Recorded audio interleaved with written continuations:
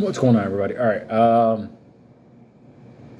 As you already know, I do this channel kind of like a little bit different than other people do their channel.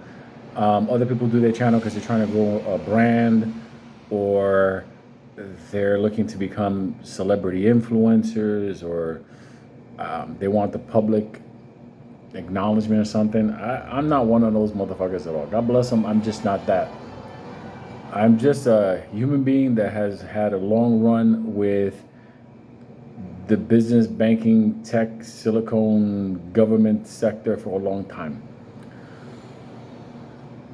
I use this channel to try to help people understand the game of money, how to play it and how it's being played on you.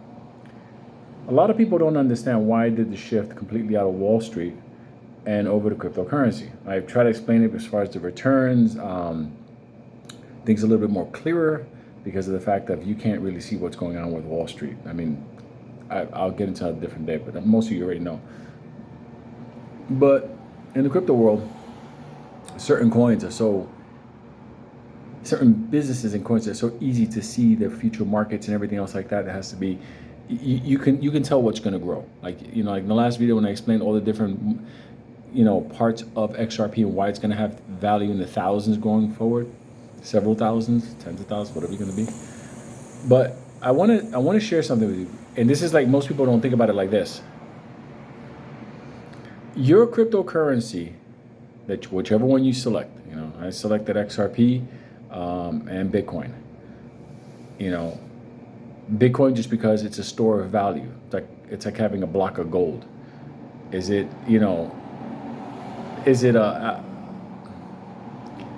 it something that usefulness, kind of like to a point, you can move money on it, whatever. But overall, I have Bitcoin, I got XRP, the XLM, we already talked about that stuff.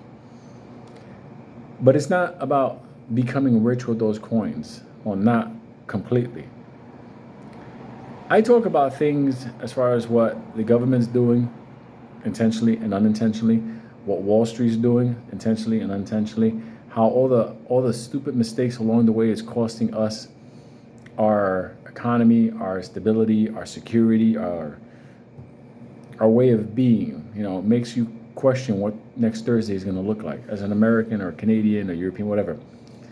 But the way that sometimes I say things may get lost in multiple layers of value of coin, potential market, potential money maker. When should you more or less think about selling? How do you sell? How do you store? A lot of that stuff gets lost.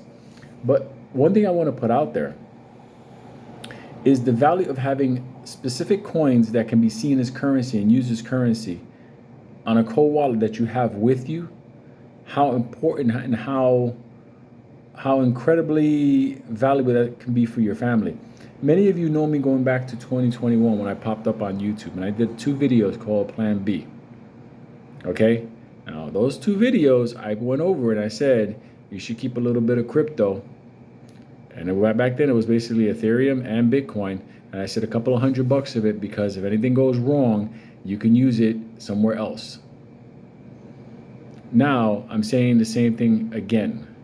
But I'm going to use something to validate what I'm saying, okay? So yes, having XRP, XLM, or Cardano, or Bitcoin, or Ethereum on a cold wallet where you can go somewhere overseas. Let's say, for example, you go to let's say you're in the United States and things go bad. You can say, the hell with this. I'm going down to Argentina. And guess what? In America, things are all whatever, but when you land in Argentina, you're middle class or above. That's the power of having everything on that wallet with you, because the danger is real. Now you're saying, Lou, what danger? A lot of people like to go talk doom and gloom, economy type stuff like that. I don't do that. I actually want everything to continue. Do you think I worked all my life, did everything I did in order to welcome the apocalypse? The fuck I want that for? I like the modern conveniences of life. I like nice things. I want people around me not to suffer. I don't want to see families outside begging for food. Anybody that likes that doom porn, you're out of your mind. That's the last thing you want to do. I've been to places around the world where you see some horrific, heartbreaking shit because of the economies, because the government's fucked things up. Stepping back a little bit. Sometimes the importance of the message I'm trying to put out there for people to protect themselves because something's coming is lost in a lot of the video content, like I was explaining. So I wasn't even gonna do more videos tonight. I was just watching some TikTok, whatever, just to kind of get to sleep because taking some meds here. That one of the positive side effects is, you get nerve activation, so nerves that were kind of like, like dulling out or just like alive, but unfortunately you feel like you're vibrating. So I was like, all right, let me just unwind and crash out. And I came across this clip and I said to myself, because he doesn't have to explain the value of the coin and where to store it or what exchange or how much is it going to make you this much and what's going on with the lawsuit. And he didn't have to do any of that. He was asked straightforward, what was the biggest threat, external threat to the United States of America? When I say United States of America, please understand, that's also Europe and Canada, okay? And then it will affect Latin America. And he answered it in a beautiful way. Chris Miller, he's a former Secretary of Defense, ran a couple of ODAs, special operations teams, and yada, yada, yada, whatever. But whatever. Listen to the way this man answers this, and you'll understand what I'm saying. Having these coins on a wallet that you control, that you could turn around and go, you know what? I got to get the fuck out of here and go somewhere else. You'll know how important that is. So I'm going to put this now. 2 seconds. 2 seconds. What is the United States' biggest? All right. I'm going to do this right now.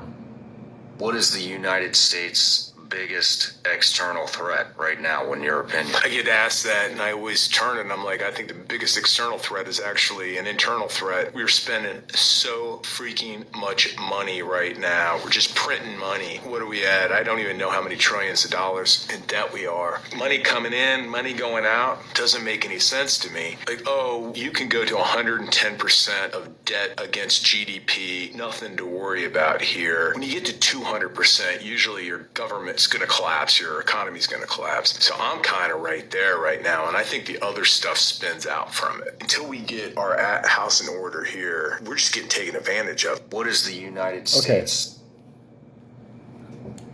Let me just put it to you this way. Coming within the new 2024 election cycle year, you're going to see the government spend at levels that you can't even believe. And they're going to do that to try to keep everybody happy. Bread and circus. You might wake up one day in 2024 and certain banks ain't open, but your cold wallet's going to have coin. Do you understand what I'm saying? If you have cash, great. But remember, that cash, that fiat currency, people like to go, yeah, the dollar's more important. Yeah, but that dollar's tied to that government. Do you understand? So the government goes down, so goes the dollar. People go, America will never go down. Let me tell you something. Please understand something. We're not the America that people used to think we were. That's not us anymore. We're a broken society that spends like crazy. Take $100 billion for this, take $100 billion for that, whatever. You want to study, gay whales in Antarctica? Go right ahead, take $100 billion for that. You want to fight these people? Go right ahead, no problem. We are a broken society. So we have a broken economy and we have a broken financial system. The way he explained it, because he didn't have to go into big other details, understand something. You can't fix what's going on now. So having these coins, XRP, Bitcoin, Ethereum, Cardano, whatever.